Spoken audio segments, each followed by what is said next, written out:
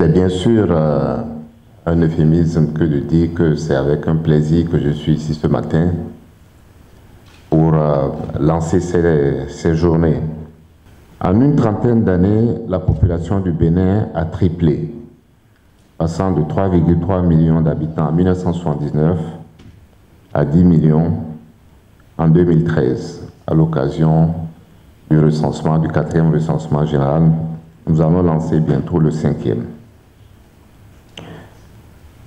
Cette population est estimée aujourd'hui à plus de 12 millions en 2022 et le recensement qui viendra nous donnera des indications plus actuelles, plus précises, non seulement du niveau général, mais aussi de certaines autres informations qui sont importantes pour définir les politiques publiques. Mais cette évolution de la population de notre pays, pour comprendre, mesurer encore plus la taille, je vais donner un peu quelques indications. Il y a 3 pays dans le monde que j'ai regardés qui, en 1979, avaient la même population que le Bénin. C'est l'Irlande, la Nouvelle-Zélande et Porto Rico. Il y avait à peu près la même population, 3,3 millions d'habitants. Et aujourd'hui, quand on mesure l'évolution de leur population pendant la même période que le Bénin, on constate que ces populations ont augmenté respectivement de 27%, 43% et 12%, là où notre population s'est accrue de 200%. Si la dynamique démographique actuelle reste maintenue, notre population va doubler à l'horizon 2050. Les enfants qui naissent et qui naîtront pour porter notre population à cette taille sont l'avenir du Bénin. C'est l'assurance qu'une postérité se constitue et que les efforts d'aujourd'hui, les investissements d'aujourd'hui, les sacrifices d'aujourd'hui, les seuls que nous faisons encore par altruisme rationnel sont ceux que nous faisons pour nos enfants. Et nous le faisons parce que nous savons qu'ils ne seront pas vains.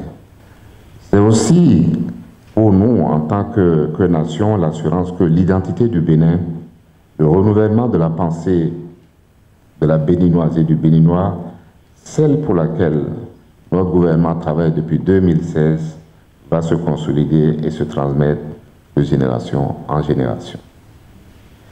Devant ce sentiment d'assurance, il est important que nous marquions une pause pour nous rendre à l'évidence de cette vérité implacable, qu'un peuple ne se perpétue que s'il se donne les moyens de vaincre ses vulnérabilités, de surmonter ses peurs et de renforcer sa résilience à toute épreuve.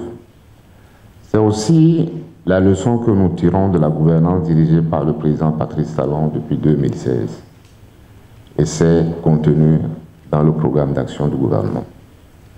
Aujourd'hui, la pyramide des âges de notre pays présente une base large, avec près de 45% d'enfants de moins de 15 ans, ce qui est en effet un reflet de la jeunesse et de la vitalité de notre population. Cette jeunesse, comme je l'ai indiqué tantôt, constitue un atout en termes de main-d'œuvre, de consommation, de facteurs de production, mais elle peut également se révéler un frein au développement si les conditions de valorisation de son potentiel ne sont pas créées et entretenues.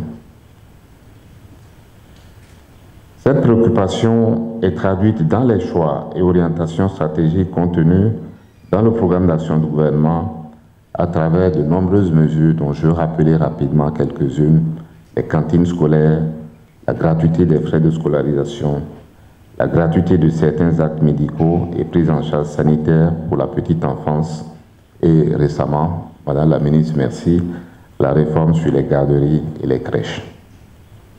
L'idée, c'est de garantir la liberté à chaque famille, à chaque couple qui consent d'avoir en toute responsabilité le nombre d'enfants qu'il souhaite.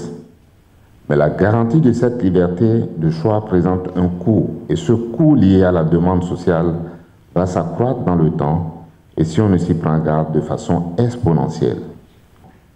Et l'insuffisance de ces investissements peut dangereusement compromettre notre avenir, notre résilience et renforcer notre vulnérabilité.